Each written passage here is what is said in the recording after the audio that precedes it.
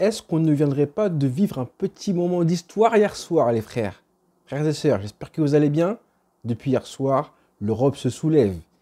Tout le monde parle de Pau Cubarsí. Les médias catalans, français, les émissions françaises, RMC, l'équipe 21, tout le monde en parle. Eurosport, tout le monde a été dithyrambique envers le jeune de la Masia, 17 ans, on le rappelle, qui a livré, qui a pondu une masterclass hier et qui a terminé MVP de la rencontre, homme du match à 17 ans et 50 jours en huitième de finale de Ligue des Champions. Encore la Masia, toujours la Masia. Le Barça est le meilleur centre de formation du monde, ça on le savait. Mais après la formation, encore faut-il prouver. Encore faut-il prouver dans les grands matchs ensuite face à des joueurs comme Victor Osimhen, ballon d'or africain.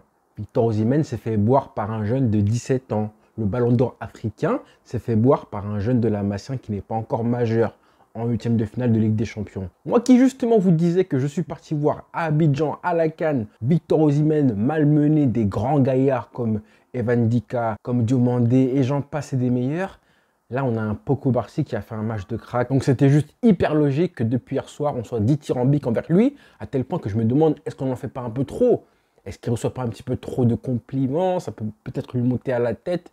Mais je pense pas en fait. Quand je vois la mentalité du bonhomme, l'insouciance qui dégage et à la fois de la maturité, j'ai envie de dire qu'en plus hier, la pression était sur les joueurs du Barça.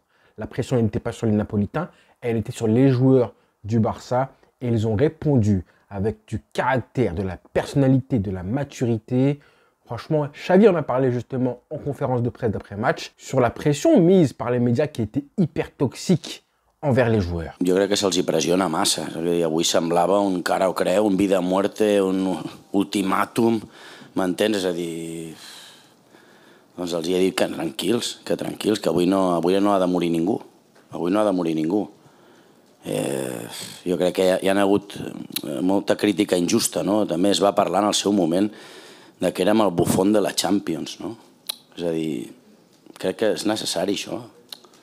I jugar amb nosaltres amb aquesta pressió, periodistes que cobreixen el Barça, que són del Barça en teoria, és a dir, calma. I ara què fem ara amb això? Amb aquest partit que mostrem avui, què fem? Què fem amb el bufón de la Champions? Què fem? Pregunto, què fem? És que entra poc i massa, i ara tampoc guanyarem la Champions, és a dir, ara anem a guanyar la Champions. Calma, si els he dit als jugadors, jugueu tranquils, que la pressió és cap a mi. La pressió és a mi, sense problemes, a competir, a lluitar, a demostrar que podem ser millor equip que el Nàpols, així els hi he dit, i ho hem sigut, els dos partits. Crec que és molt merescut, la classificació molt merescuda. Molt, molt. Avui estic molt orgullós, molt content, molt feliç. Crec que és un dels millors moments com a entrenador del Barça. Estem a quarts de final de la Champions i esperarem el sorteig amb alegria i amb molta il·lusió de passar a semifinals. Però crec que hi ha coses que per mi són innecessàries. Comment ne pas être d'accord avec lui? Comment tu peux traiter les joueurs qui n'ont pas forcément subi les humiliations récentes du Barça comme des clowns, comme les bouffons de la Ligue des Champions? Parce que la Cubarsí, c'était son premier match en Ligue des Champions de sa vie. Premier match en Ligue des Champions et premier match de référence. MVP de la rencontre. Il a battu un record de précocité, lui et Lamine Yamal. Barcelone est la première équipe de l'histoire à aligner deux joueurs âgés de 17 ans ou moins lors d'un match à élimination directe en Ligue des Champions. Lamine Yamal, 16 ans et 243 jours, et Pau Cubarsí, 17 ans à peine. Courage, du grand courage, et merci du fond du cœur à M. Xavi parce qu'il fallait le faire. Il fallait oser. On avait dit en avant-match, rappelez-vous, que j'espérais voir, je m'attendais à voir idéalement une masterclass dans Lamine Yamal, un joueur offensif, un petit peu un acte de naissance façon Messi en 2006 avec Chelsea ou Mbappé 2017 avec City. Là, on a vu un défenseur. Défenseur central, à savoir le poste où tu es supposé avoir le plus d'expérience, de maturité, le plus de vices, de roublardise que tu acquiers au bout de 10, 15, 17 ans d'expérience. Sauf que lui, 17 ans, c'est son âge en fait. Donc je réitère mes félicitations à Xavi de l'avoir aligné. Il fallait une sacrée paire de baloches pour le mettre titulaire. Le match qu'il fait, même si c'était un jeune de 25 ans, ça aurait fait un buzz pas possible. Si jamais Virgil van Dijk fait un match comme ça a été le cas hier soir, honnêtement, on en fait une compilation. Rappelez-vous du but de Sadio Mané face au Bayern Munich en 2019. La passe que Van Dijk met pour le Sénégalais qui fait contrôle, enchaînement, il se retourne et frappe du gauche devant Neuer. C'était un but incroyable. La passe de Van Dijk, elle est sensationnelle aussi. Même si c'est vrai que le geste de Sadio Mané, il est encore plus brillant que la passe. Mais si jamais Fermin Lopez marque le but sur la passe incroyable d'hier de Koubarsi, je pense que ça aurait été une action qui serait repassée, qui aurait marqué, ça y est, tamponné, certifié. C'est l'action de Koubarsi. La vidéo aurait tourné en boucle pendant des années et des années, encore 5 ans, 10 ans plus tard. Et franchement, les frères, parmi toutes les qualités qu'il a, Koubarsi, la chose qui, moi, le choque le plus, la plus importante, j'ai envie de dire, à retenir avec Koubarsi, c'est de voir comment il arrive dans toutes les situations où l'adversaire fait un pressing au Barça, où les attaquants, que ce soit Gvara hier, Osimhen, Politano, ont fait un pressing côté Barça et sont montés sur le porteur du ballon du Barça, à savoir Koubarsi, très souvent. Eh bien, ces situations hyper inconfortables pour le Barça qui subit un pressing, lui, Koubarsi, il arrive à transformer ces situations inconfortables en occasion pour le Barça grâce à sa relance. Ça, c'est juste choquant. Il transforme des situations où le Barça subit un pressing en des occasions de contre et donc en situation de but grâce à sa relance. Comme si, en fait, Koubarsi invitait l'adversaire à presser fort pour mieux le contrer et aérer le jeu ensuite. Et ça, honnêtement, mentalement, il faut être hyper fort.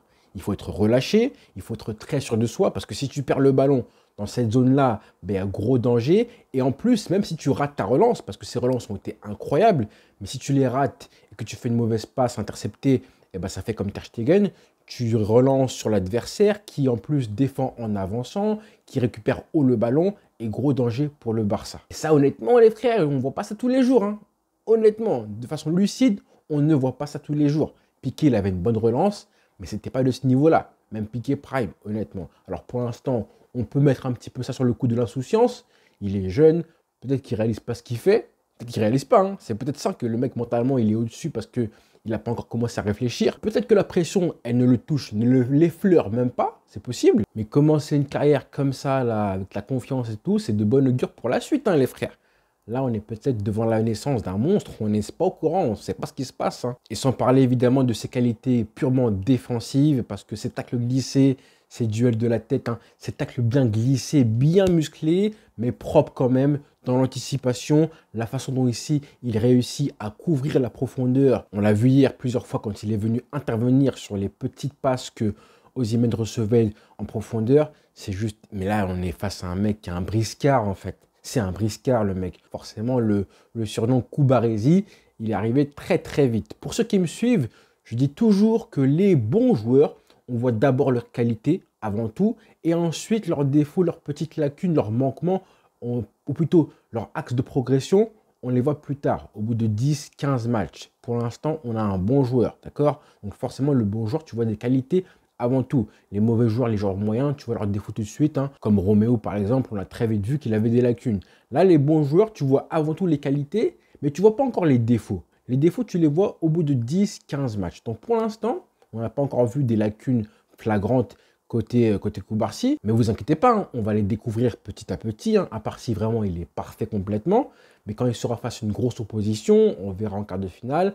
Là, Osimhen, il fait un match qui n'est pas forcément incroyable, soyons honnêtes, mais au-delà des qualités individuelles du bonhomme, regardons un petit peu ce qu'il apporte aussi à l'équilibre de l'équipe. Moi, j'ai parlé plusieurs fois de Christensen, je l'ai souligné son apport et je me suis dit, on ne va jamais négliger l'apport de Xavi en mettant Christensen à ce poste de numéro 6. Ça a apporté un équilibre, un soutien à Frenkie de Jong au milieu de terrain. Ça a du coup apporté un équilibre défensif. Le Barça a pris un but hier face à Naples et le dernier encaissé remontait justement, toute compétition confondue, au match aller à Naples. Et ça, évidemment, oui, c'est grâce à Christensen, mais c'est aussi grâce à un mec comme Koubarsi. Et ça, on ne le dit pas assez. Justement, ce matin, je parlais un petit peu sur les réseaux sociaux. J'ai eu un commentaire d'un frère à nous qui a souligné l'importance de Koubarsi et j'ai kiffé ce qu'il a dit. Du coup, je vous le partage aussi. À la base, je soulignais l'apport de Christensen et comment il a progressé justement depuis le match aller où il n'avait pas forcément été très bon. Il avait eu des critiques et j'avais dit attendez Christensen, vous allez voir au bout de 1 mois, 4-5 matchs, il va s'habituer à ce poste-là. Ce sera plus naturel chez lui de jouer à ce poste-là. Pour l'instant, C'est vrai que le pressing, à chaque fois qu'il a un pressing, il perd des ballons, il fait des mauvaises passes, mais attendez, vous allez voir qu'il va progresser au fil des matchs. Ça n'a pas loupé, il a encore fait un très beau match hier. Donc évidemment, grâce à lui, le Barça va mieux à la relance et défensivement. Mais Koubarsi, là justement, le commentaire, il en parle aussi. Il y a le frère King d'Asex qui dit, sans oublier Koubarsi, qui a tranché le débat Araujo ou Koundé à droite, car en occupant le flanc gauche de la défense, il laisse Araujo axial et Koundé sur le flanc droit. Du coup, Cancelo, piston gauche, sait qu'il a un homme derrière lui pour couvrir les espaces, très important ça. Gundogan et Christensen en double pivot, c'est égal à un équilibre. C'est exactement ça, c'est intéressant de voir ça parce que justement, c'est qu'avec un mec comme Koubarsi, on a un Cancelo qui peut se projeter plus librement. Ça, il faut le dire. On l'a vu, comment il couvrait justement le côté gauche de la défense. Maintenant, Araujo ou Koundé peuvent être à droite de la défense. Ils ont une bonne relance tous les deux quand ils jouent côté droit, que ce soit latéral droit ou défenseur central droit. Et maintenant, on sait qu'à gauche, ce sera Inigo Martinez ou Pau Koubarsi. Franchement, qu'est-ce qu'il est bon. Et comme j'ai dit, balle au pied, les relances, c'est une chose. Mais aussi, on n'a plus de milieu de terrain parce qu'ils sont tous blessés. Le seul qui reste, c'est Gundogan, comme je disais hier. Donc, quand tu n'as pas de milieu de terrain pour alimenter les attaquants, soit on a un joueur, un attaquant ou un milieu de terrain offensif qui décroche pour un petit peu venir aider dans l'entrejeu un mec comme Gundogan. J'espérais que ce soit Joao Félix s'il avait joué. On en avait parlé en avant-match. Mais là, justement, pas besoin. Tellement la relance était tellement bonne côté Koubarsi. On n'a pas besoin d'avoir un mec qui décrochait. Et comme je dis, le plus grave, c'est qu'il arrive avec ses relances à transformer des situations où le Barça est vraiment pressé, une situation inconfortable, en occasion. Il transforme ça en occasion de contre, voire en situation de but, voire en occasion de but. Ça, c'est juste incroyable. C'est pour ça qu'on a vu un Gundogan excellent hier, contrairement au match de ce week-end, où là, il devait redescendre systématiquement. On lui passait le ballon en mode, tiens, débrouille-toi pour faire gagner des mètres et ramener le ballon aux attaquants. Ça, c'était pas le cas hier soir, pas du tout. On rappelle son match quand même, 100% de duels remportés hier, 3 duels de la tête face à Osimhen, justement, qui est un très bon joueur de tête, qui fait quand même 1m86, je crois. C'est simple, parmi les 3 meilleurs joueurs du Barça hier soir, on avait, je pense, Lamine Yamal, Koubarsi et peut-être Fermin Lopez au début du match. Gundogan aussi, c'est compliqué à dire, mais je pense que dans les 3, les 2 cracks de la Masia, les 2 pépites, Lamine Yamal et du coup Koubarsi, en font largement partie. C'est pas un hasard, on a un joueur qui est un crack offensivement, un crack défensivement, un petit de 17 piges qui est le patron de la défense du Barça en Ligue des Champions. Un leader offensif de 16 ans, aujourd'hui au Barça. Le leader offensif, c'est Lamine Yamal. Imagine la chose. Ajoute à ça Pedri, Gavi, Frenkie de Jong. Il y aura forcément un autre qui va arriver. On a des galères au poste de numéro 6.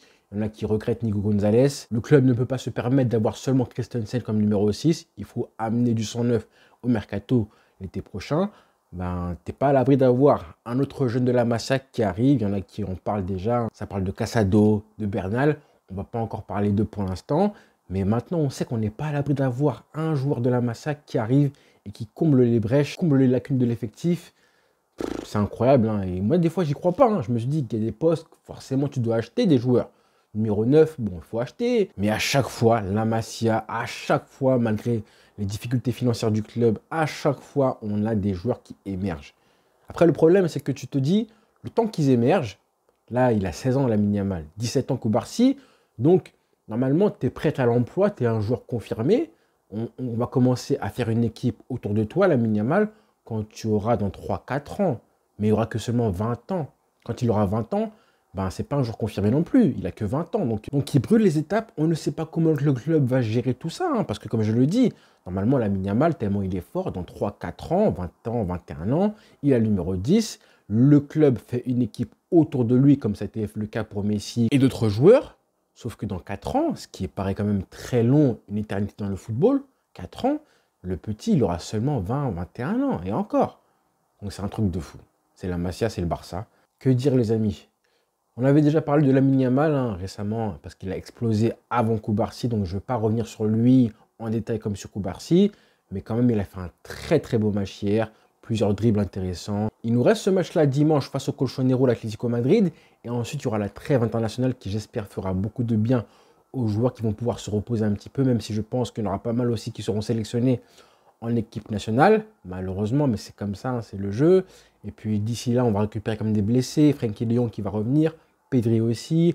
Donc j'espère qu'on pourra faire souffler pas mal de joueurs, dont Lamine Yamal, dont Rafinha, dont Koubarsi aussi. Donc pour l'instant, je ne m'inquiète pas trop pour Lamine Yamal. On espère vraiment, on prie pour qu'il ne se blesse pas. Et ce qui s'est passé hier, pour Koubarsi, comme pour Lamine, comme pour Firmine, c'est un match qui comptera, qui va rester, je pense, dans leur carrière. C'est une émotion, on a vu le public en communion, en fusion. Ça aussi, il faut le dire. Féliciter les supporters qui ont été présents. Je pense vraiment qu'en termes d'émotion, ils ont pris 5 ans de maturité hier. Ils ont pris de la maturité. Contrairement à tous ces joueurs qui ont malheureusement émergé en pro avec le Barça, au moment où le Barça déclinait et subissait des lourdes défaites, des remontadas, etc., bah, eux, ils ont la chance d'émerger au moment où le Barça retrouve un petit peu les sommets européens, top 8 européen. Le Barça mène de rien maintenant en quart de finale. Et ça fait du bien pour eux. Donc c'est comme ça que tu grandis aussi. Tu grandis dans les beaux moments. Tu prends une expérience aussi par la victoire. C'est important. Les échecs te font grandir, c'est vrai aussi. Mais comme ça, ta confiance, elle est décuplée. Là, vraiment, je pense qu'ils ont pris en maturité et que la confiance va les aider pour la prochaine échéance. J'espère. Donc voilà les frères. J'ai beaucoup parlé, mais bon, tellement d'émotions depuis hier soir. Donc il fallait revenir à froid devant tout ça. J'ai revu les images, j'ai revu les séquences, les passes, etc. de Koubarsi. Et je suis encore subjugué en fait.